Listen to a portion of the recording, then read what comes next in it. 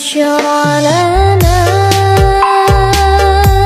نلنا المنى زال العنا وصلنا والدهر أنجز وعده والبشر أضحى معلنا.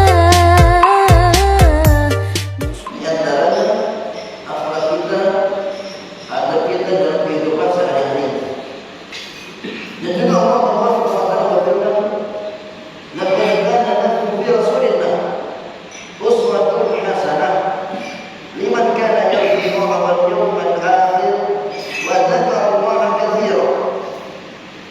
Dan sungguh telah ada pada diri Rasulullah itu contoh yang baik. Liman kana yarju Allah wal yawmal akhir, barang siapa yang ingin selamat di hari akhir, barang siapa yang mengaku beriman kepada Allah dan ingin mendapatkan keselamatan di hari akhir. Maka ketika kita mempelajari tentang Rasulullah itu sama dengan halnya mempelajari jalan keselamatan.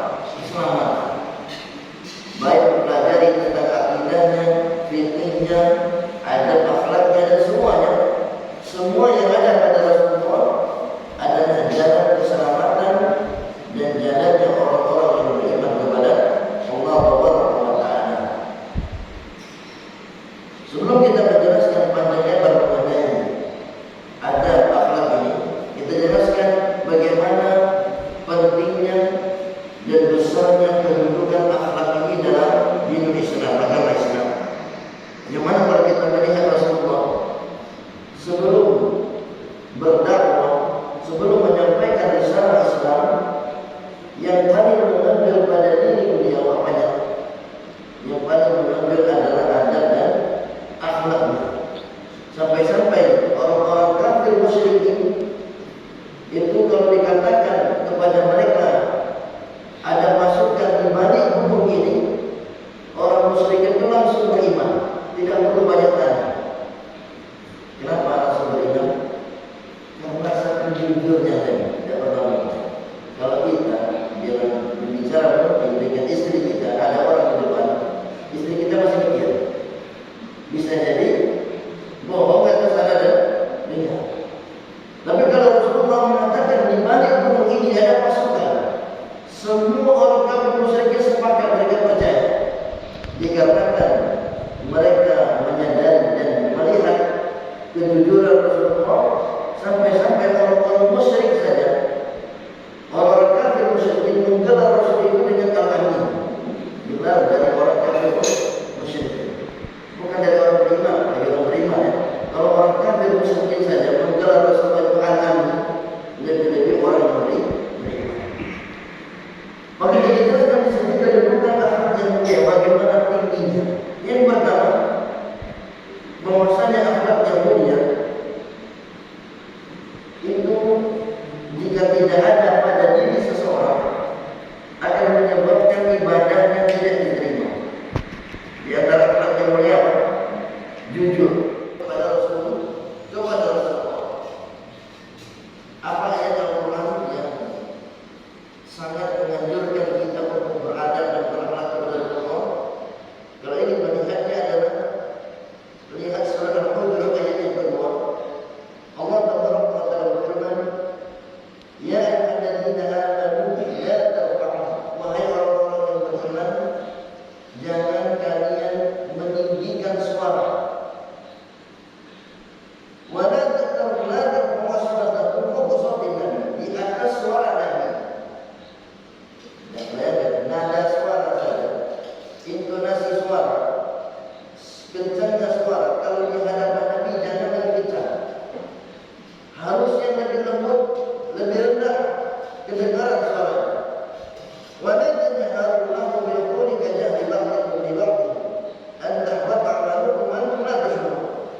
Jangan kalian berucap dengan suara yang keras sebagaimana ngobrol dengan teman kalian biasanya. Misalnya kita ngobrol dengan teman kita atau sahabat ngobrol dengan sahabat yang lainnya, itu jangan disamakan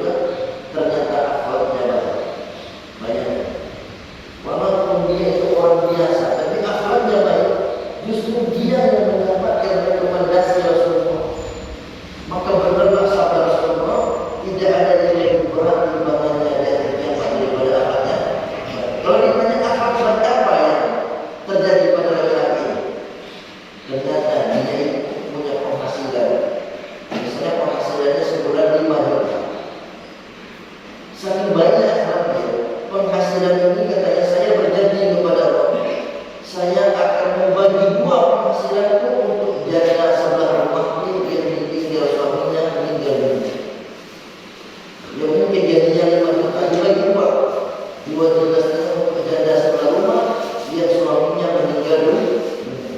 Antum mampu seperti itu? Kita mampu tidak? Misalnya kita punya gaji 2 juta, terus ada janda di samping rumah kita yang punya anak tidak ada penghasilan, kemudian kita katakan setiap bulan gaji buku bagi rumah, lanjut ya? Jangan kita bagi bagian bisa ribut dengan para rumahnya. Tapi laki-laki ini karena kejujurannya dia bagi rumah, dikarenakan akhlaknya yang mulia kepada tetangganya yang pertama. Dia kedua akhlaknya yang mulia kepada janda. Janda ini kata lagi orang-orang yang berbuat baik kepadanya itu keutamaannya seperti orang yang sholat sepanjang malam dan orang yang puasa sepanjang tahun. Jadi orang yang berbuat baik pada janda ini itu keutamaannya orang yang sholat sepanjang malam dan orang yang puasa sepanjang tahun, tidak berhenti. Yang mana Imam Malik ini kalau sholat di antara mazhabnya tangannya tidak bersedekah. Tangannya di mana? Irsa, dilepaskan ini. Ketika takbir tangannya ini, bukan kayak gini, lepas. Makanya kalau kita lihat di Maroko, orang sholat di sana tidak bersedekah, tangannya dilepaskan seperti berdiri berbaris ini. Tangannya dilepaskan. Dan makanya dia berpendapat tidak sunnah bersedekah. Makanya kalau kita pergi ke luar negeri, ke negara-negara lain, itu banyak perbedaan kita dapati cara sholat kita di Indonesia. Karena kita Indonesia kebanyakan mayoritas mazhab Syafi'i. Kalau di Maroko mazhabnya Maliki, ada sebagian mazhabnya Hanafi, ada sebagian yang mazhab Hambali. Jadi itu ada perbedaan. Perbedaan ini bukan perkara yang dinilai batal sah atau tidaknya sholat. Intinya ketika sholatnya Isya, sebagian orang mengatakan kenapa Imam Malik itu sholatnya seperti ini. Ada sebagian mengatakan karena Imam Malik dulu pernah disiksa sampai patah kedua tangan. Ketika dia disiksa sampai patah kedua tangannya, guru itu belum ada pen, sembunyi di dalam kamar. Maka ketika itu maka sholatnya. Sebagian ulama mengatakan kenapa Imam Malik sholatnya begini, karena menahan patah tangannya. Karena kedua tangannya patah. Tetapi orang-orang yang bertemu Imam Malik sesekali, mungkin dia tidak tahu kisahnya patah dan ada menjadikan mazhabnya dia. Yang benar sunnah itu bersedekah.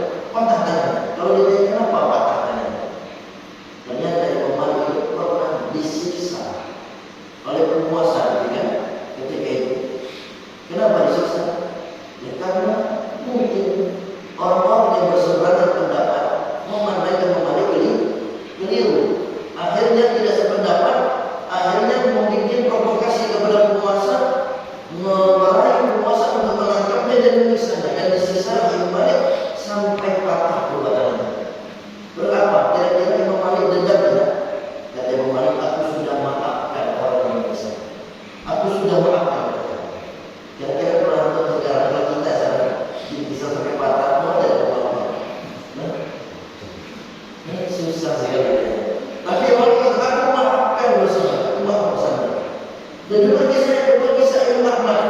Imam Ahmad ini pernah dipenjara bertahun-tahun di penjara. Bahkan disebutkan beliau dicambuk sampai pingsan. Aku pernah lihat, kita pernah lihat orang dicambuk sampai pingsan. Sampai-sampai disebutkan dalam sebuah riwayat kisahnya ketika keluar dari penjara, tidak lama keluar dari penjara, Imam Ahmad itu meninggal dunia. Kenapa meninggal dunia? Pengaruh besarnya siksaan di dalam penjara. Kalau ditanya ini sama apa? Imam Ahmad di penjara, Imam Ahmad. Jawabnya itulah yang terjadi fitnah. Fitnah itu tuduhan-tuduhan tanpa bukti, hanya sangkaan dan tidak siap berbeda. Akhirnya orang-orang yang merasa kuat meraih penguasa untuk menangkap dan menyiksa. Akhirnya ketika disiksa tadi, setelah keluar dari penjara, apa kata Imam Ahmad? Aku sudah halalkan orang-orang yang menyiksa. Aku sudah halalkan mereka. Aku sudah ridho dan aku maafkan seluruh kesalahan mereka. Mungkin kalau sampai pun meninggal dunia dan bisa hidup lagi